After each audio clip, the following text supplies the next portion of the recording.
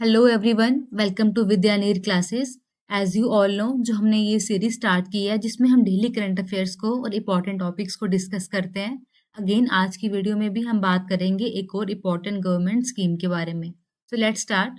आज का हमारा टॉपिक है अबाउट आयुष्मान भारत, प्रधानमंत्री जन आरोग्य योजना। क्यों आई थी ये योजना, क्या एम था, क्या इसके ऑब्जेक्टिव्स थे, थोड़ा सा इसका बैकग्राउंड, इन सब के बारे में हम पढ़ेंगे एक एक करके। स्टार्ट करते हैं इसके एम से। तो गवर्नमेंट ऑफ इंडिया ने ये स्कीम लाई थी with the aim to improve health care system, not only at primary but also at secondary and tertiary level. कैसे? By covering prevention, promotion as well as ambulatory care. अब ambulated patients उन लोगों को कहा जाता है those who are not able to move around. ठीक है, उन सबकी केयर भी इसमें इन्वॉल्व होगी। अब अगर इस स्कीम की बात करें तो ये स्कीम खुद एक कंपोनेंट है under the initiative of Ayushman Bharat. इस स्कीम के अलावा जो हेल्थ और वेलनेस सेंटर्स होते हैं वो भी किसके कंपोनेंट है? आयुष्मान भारत के। अब ये हेल्थ और वेलनेस सेंटर्स क्या होते हैं, आपने लोकली देखा होगा कभी या शायद कभी विजिट भी किया हो।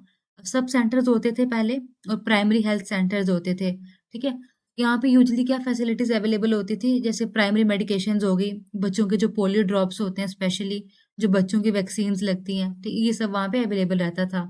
तो गवर्नमेंट ने उन दोनों को क्लब करके आपस में ये हेल्थ और वेलनेस सेंटर्स बनाए थे। ठीक है, अब अगर फंडिंग की बात करें, कौन स्पॉन्सर करता है इन स्कीम्स को? जो बाकी स्टेट्स और यूटीज हैं वहाँ पे 60% सेंटर से आता है फंड और 40% उस पर्टिकुलर स्टेट या यूनियन टेरिटरी से।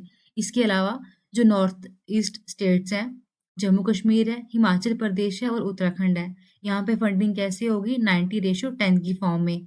जो बाकी यूटीज हैं जहाँ पे अपना लेजिस्लेचर नहीं है, वहाँ पे ये टोटली सेंटर की तरफ से फंड की जाएंगी। ठीक है, उस यूटी का इसमें कोई भी योगदान नहीं होगा in terms of funding. Next बात करें अगर इस स्कीम की फीचर्स के बारे में, तो ना कि सिर्फ इंडिया बल्कि ये स्कीम वर्ल्ड का लार्जेस्ट हेल्थ इंश्योरेंस स्कीम है। इसमें क्या क्या बेनिफिट्स मिलते हैं आपको?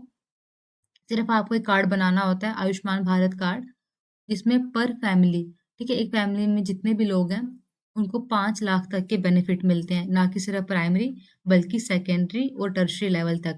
इसमें क्या क्या इंक्लूड होता है? अगर आपको कोई ऑपरेट करवाना है, कोई और मेडिकल डे केयर ट्रीटमेंट करवाना है, इवन कि जो मेडिसिन की शॉप्स अवेलेबल होंगी उस हॉस्पिटल में, ठीक है, सिर्फ वो हॉस्पिटल रजिस्टर्ड होना चाहिए इस स्कीम के अंडर।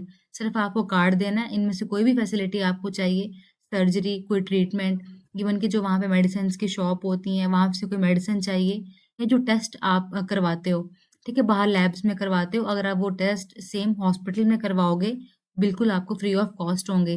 और एक स्पेशल बात क्या है स्कीम के बारे में, जो पहले या जो बाकी स्कीम्स आती हैं ऐसी स्कीम्स, वहाँ पे एक लिमिट होती है इनकम की, कि जो इस इनकम से नीचे हैं सिर्फ उन्हीं को बेनिफिट्स अवेल किए जाएंगे। बट जो ये स्कीम थी, ये अभी भी चल रही है, इसमें इनकम की कोई भी लिमिट नहीं है। ये स्कीम हर किसी के लिए अवेलेबल थी, चाहे इनकम कितनी भी हो। ठीक है, अब इसके बैकग्राउंड के बारे में बात करें, क्यों ये स्कीम आई थी। तो जो गवर्नमेंट की पॉलिसी आई थी 2017 में, नेशनल हेल्थ पॉलिसी, उन्होंने अपना ऑब्जेक्टिव रखा था to achieve universal health coverage.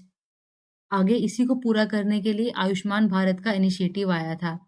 तो इसी इनिशिएटिव के अंदर फिर आगे प्रधानमंत्री जन आरोग्य योजना को लॉन्च किया गया। इन्होंने अपना क्या ऑब्जेक्टिव रखा था? To leave no one behind, मतलब इंडिया का कोई भी सिटीजन मेडिकल एड की फॉर्म में पीछे नहीं रहेगा, हर किसी को मेडिकल एड मिलनी चाहिए। नेक्स्ट इसका एम क्या था? To meet sustainable developmental goals.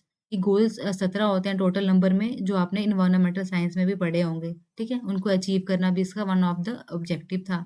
Next, जितनी भी हेल्थ केयर सर्विसेज हैं सबको मिलनी चाहिए, सबको हेल्थ केयर सर्विसेज की प्रॉपर डिलीवरी होनी चाहिए, नो मैटर वो कौन सी क्लास से बिलोंग करते हैं, कितनी इनकम है, या किसी भी कैटेगरी में वो फॉल करते हैं।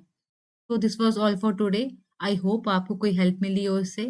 If you find this content useful or helpful for you, please like, share and subscribe. And further queries के लिए, अपडेट्स के लिए आप टेलीग्राम चैनल ज्वाइन कर सकते हो। Thank you.